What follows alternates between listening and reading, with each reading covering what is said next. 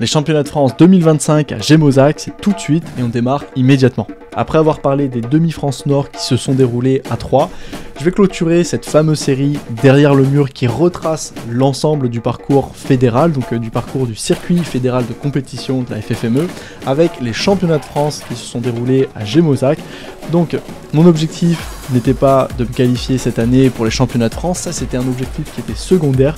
Je reviendrai sur l'objectif principal de cette saison en fin de vidéo. Mais sache que je suis très content de te partager ces images parce que ça n'a pas été facile de filmer tout ça, surtout que j'étais seul en fait pour gérer toute l'intendance, que ce soit filmer le mur, les voies, l'espace à l'intérieur. Moi, me filmer, c'est vraiment pas la même chose lorsque tu es tout seul. Et donc si cette vidéo elle a pu voir le jour, c'est parce que il y a un gros travail derrière, donc ça me fait plaisir enfin de clôturer cette boucle. La boucle est bouclée, on aura eu les départementaux, les régionaux, les demi-France et enfin les championnats de France. D'ailleurs, j'en profite pour te rappeler que je propose des services de coaching en ligne. Donc si tu veux franchir un cap, dépasser un plateau, obtenir un cadre d'entraînement ou même structurer tes entraînements, t'es au bon endroit. Le lien de mon formulaire est dans la description. Je te dis à tout de suite. L'arrivée à l'hébergement, donc comment est-ce que ça se passe? Déjà, il faut savoir qu'on avait loué cette fois-ci une roulotte, donc c'était un truc assez charmant et je n'ai pas fait la même erreur qu'à Troyes, c'est-à-dire que le logement était vraiment juste à côté de la salle, plus ou moins, et pour être exactement à 5 minutes de la salle de Gémozac.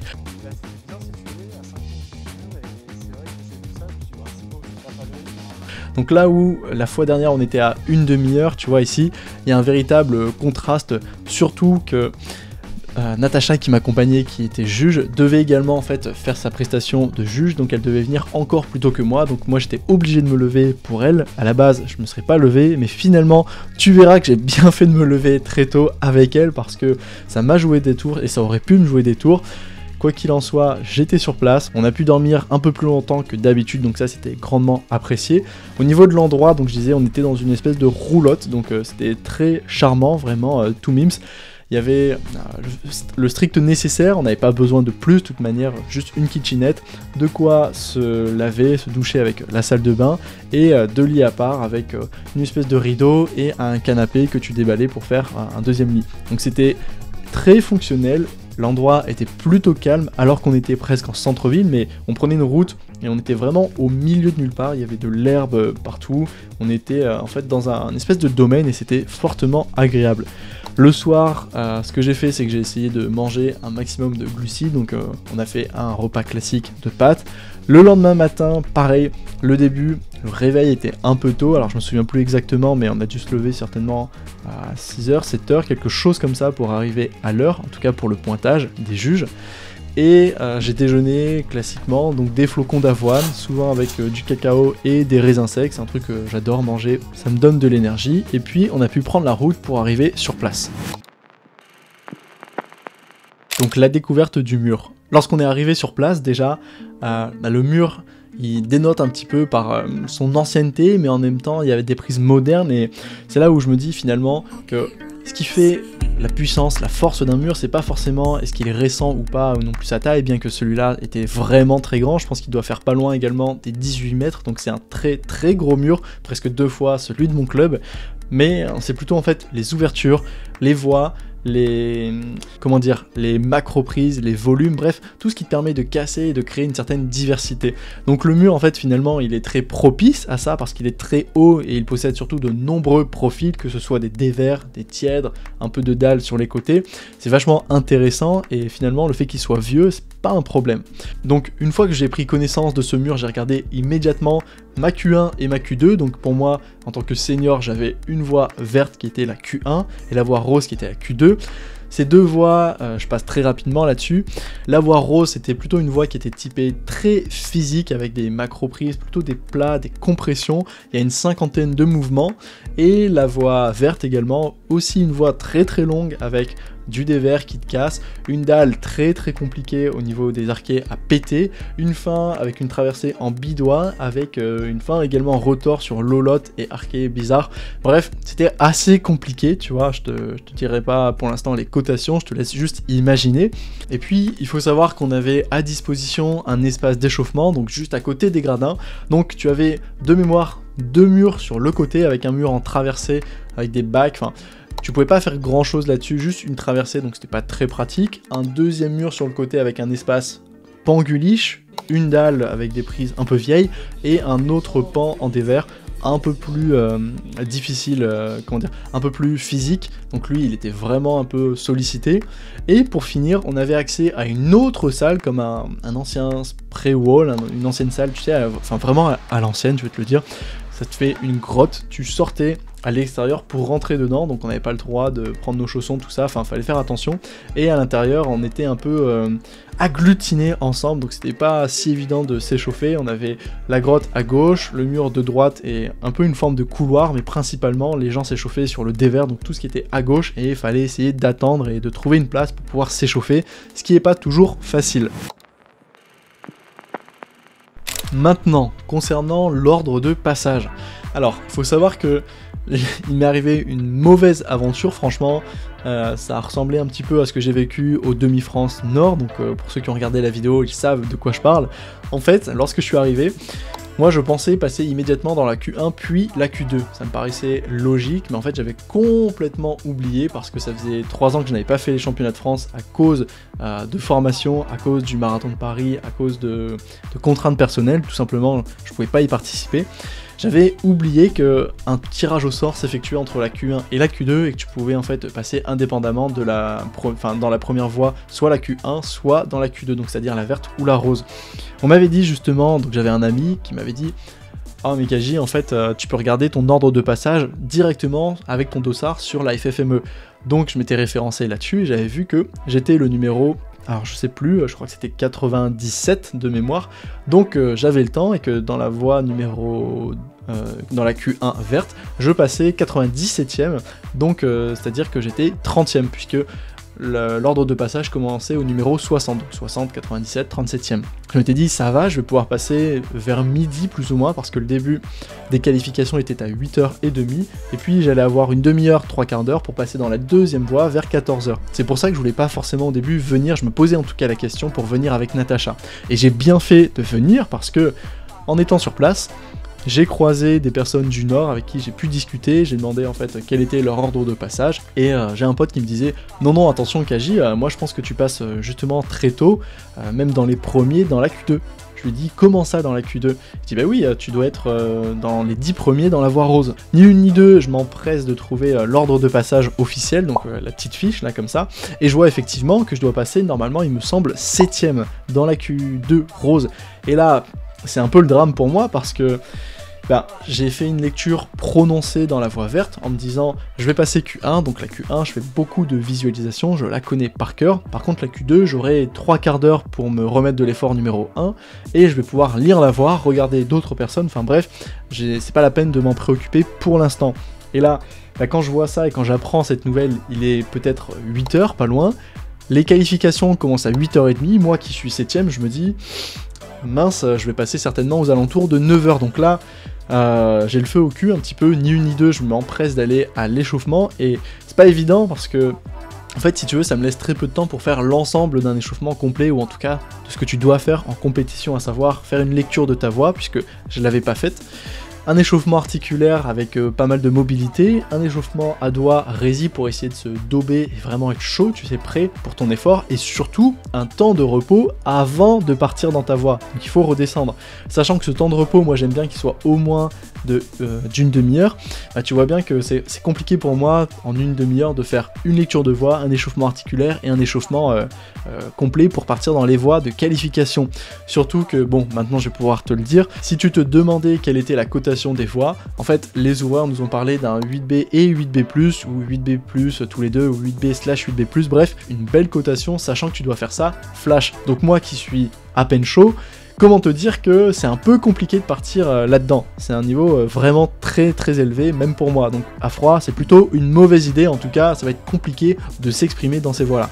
Donc je profite de ce moment-là également pour me centrer sur la voie et me concentrer sur la lecture. Donc je regarde les grimpeurs qui sont devant moi, qui sont en train de grimper, et comment te dire que c'était pas réellement très significatif, parce que ceux qui étaient devant moi, c'était vraiment des machines.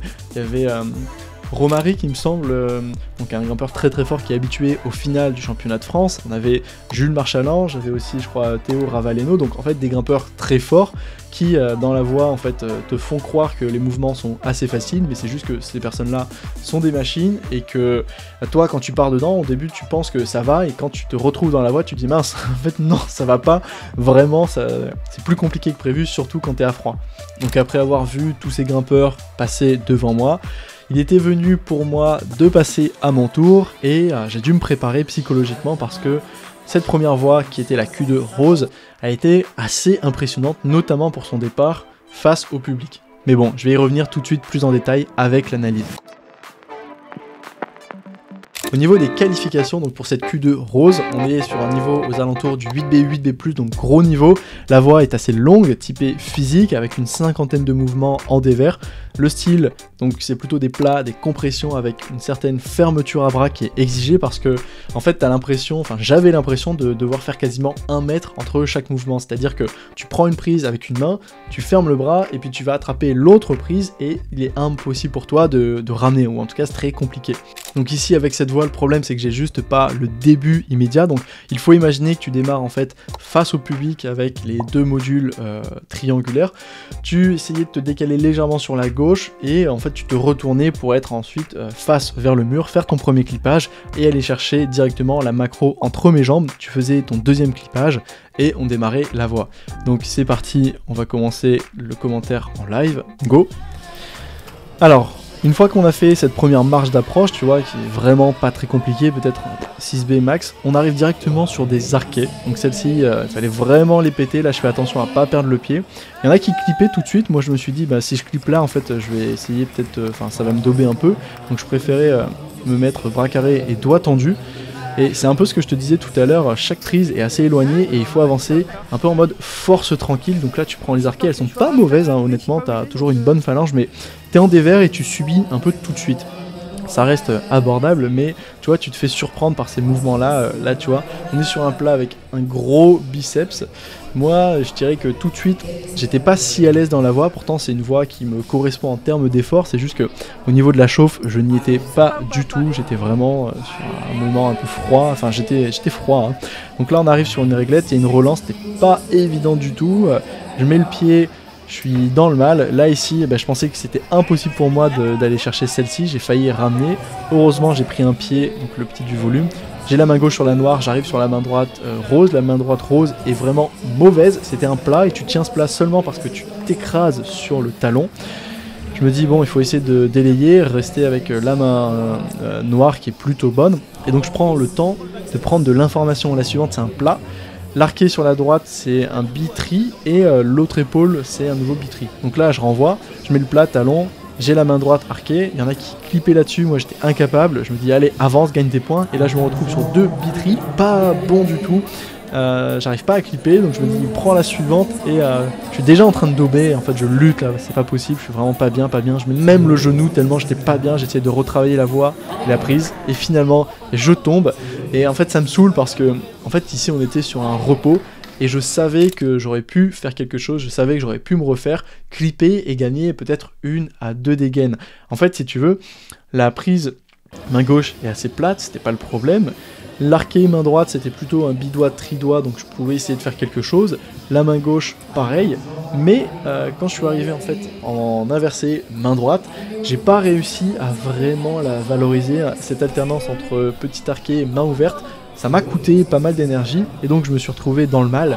Je pensais pouvoir faire quelque chose en sortant le pied et en essayant de le caler parce qu'il y avait une espèce de double genou à faire, et moi qui me prépare au double genou ou tout simplement au genou avec l'Espagne, je savais que je pouvais faire quelque chose, en tout cas me refaire un tout petit peu.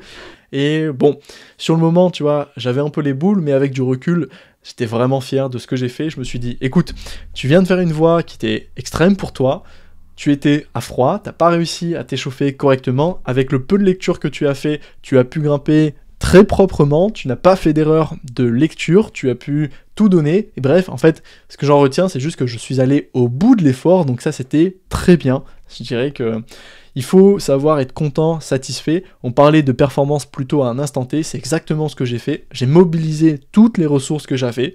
je ne pouvais pas mieux faire. J'aurais peut-être pu aller plus loin si je n'avais pas zippé main gauche, mais je pense que j'étais tellement daubé déjà que c'est très bien d'avoir pu gratter quelques prises parce que ça faisait déjà quelques mouvements que je me battais en fait tout simplement pour arriver là-dessus. Donc si j'avais pu prendre ce repos, ça aurait été parfait, mais c'était déjà très bien. Bref, après tout ça, j'ai eu le droit à une bonne heure de pause avant d'enchaîner avec la Q2, qui était finalement ma voie numéro 1 verte. Moi au début, quand j'ai vu la voie à la lecture, je me suis dit, écoute, si tu peux déjà arriver sur la fin du dévers avec 2 grosses bananes qui correspondaient à un pas de bloc, ça serait pas mal. J'ai vu ce que j'ai fait dans la rose, je savais que je pouvais faire certainement au moins 2 dégaines supplémentaires, donc dans la verte, en ayant connaissance de l'intensité de la première voie, je me suis dit que dans la deuxième voie, je pouvais au moins arriver là, et que ça serait finalement mon objectif. Donc, ni une ni deux, je m'encorde, et cette fois-ci, j'ai une meilleure vidéo, donc on va commencer le commentaire ensemble. 1, 2, 3, go! Donc ça commence sur 2 bonnes prises avec des pinces, main droite, là je suis en main gauche, épaule, j'essaie de ne pas perdre de temps. J'envoie, je clip, je prends une verticale, il y a une arquée main gauche. Donc là j'ai eu un petit souci, je dirais, de clippage avec l'assureur, mais bon à mon avis il avait tellement enchaîné que c'était pas sa faute. Je prends l'arqué main droite et donc j'envoie pour le clippage main gauche pour me préparer immédiatement. La main gauche plutôt back, il n'y a aucun souci, on fait pas de chichi. À des pieds gauche, à des pieds droits. Et là tout de suite on commence une section assez difficile, tricky. Il y a des personnes qui sont tombées là-dessus, on est sur une dalle en AD avec les 2 pieds, donc face gauche, face droite, pied droit. Il y avait un bitexture pied droit et là on commence sur les bi-doigts terribles, ils sont assez évasés, c'est pas des backs. Si tu tires vers l'extérieur tu vas te faire éjecter, il faut vraiment être assis, c'est pour ça que je suis bras carré pour tirer vers le bas. Et là il y a ce fameux croisé avec le pied en AD qui est hyper dur, moi je me suis vu partir, je reste bras carré pour mettre de la pression. On a levé le volcan avec la main à l'intérieur et finalement c'était mieux de la prendre au-dessus, là feu! Fallait vraiment pousser avec le pied gauche et arriver dynamique sur la main gauche, il y a des personnes qui sont tombées là-dessus, qui se sont fait éjecter. Là t'as un petit moment de décontraction avec les arquets, parce que tu es fort sur les pieds, donc ça fait plaisir, tu en profites d'ailleurs pour clipper celle de gauche, celle de droite. J'analyse pendant ce temps-là la suite de la voie, je regarde et je prends le temps en me disant ok, je vais essayer de monter les pieds pour ne pas les perdre, et en tout cas les perdre le plus tard possible, et croiser, donc je fais mon croisé, voilà, je monte le pied, je suis plutôt bien, bras tendu, pour l'instant tout va bien, je clip. Je suis un peu plus chaud aussi dans cette voie là que l'autre voie puisque j'ai eu le temps en fait de redescendre. Là, la bubule avec main gauche, main droite en plat, on envoie sur un bon back, talon, pied droit. Donc c'est juste des mouvements assez physiques, ça te crée une énorme pré-fatigue, donc en soi rien de trop méchant, mais finalement c'est déjà en fait c'est déjà une partie physique hein, pour la voie, le corps subit, on le sent. Moi je l'ai senti en tout cas.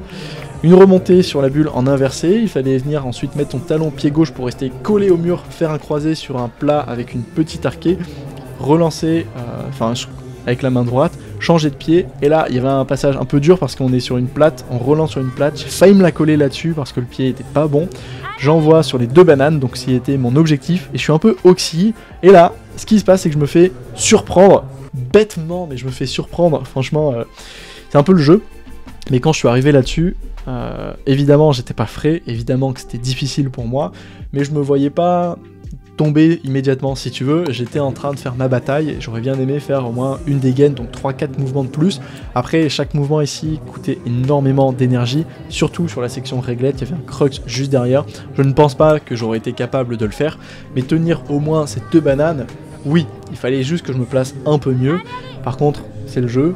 Alors il faut imaginer qu'il reste au moins la moitié, tu vois, de ce mur à grimper, et c'était assez drôle à constater parce que, en fait, mon mur chez moi fait à peu près 10 mètres, donc c'est à peu près le double, enfin c'est à peu près 2 fois moins que le mur qui est ici, et tu te retrouves à tomber plus ou moins avec un effort qui est similaire avec ce que je peux retrouver dans mon propre mur, c'est-à-dire un effort de 2 minutes, 1 minute 30, entre 1 minute 30 et 2 minutes 30, et c'est exactement le temps d'effort que je fournissais sur le mur à Gémozac, comme quoi, en fait, la manière dont tu l'entraînes, elle est assez spécifique, et si tu t'entraînes sur un mur de 10 mètres, il va être difficile pour toi d'être bon sur un mur de 18-20 mètres, parce que tu prends l'habitude tout simplement de fournir des efforts de haute intensité et rester sur le mur 4-5 minutes sur un mur artificiel, c'est vraiment pas la norme, en tout cas ce n'était pas la norme pour moi, et si tu veux t'entraîner pour ce genre de mur là, pour ce genre d'effort, c'est pas évident parce que le style compétition c'est un style qu'on retrouve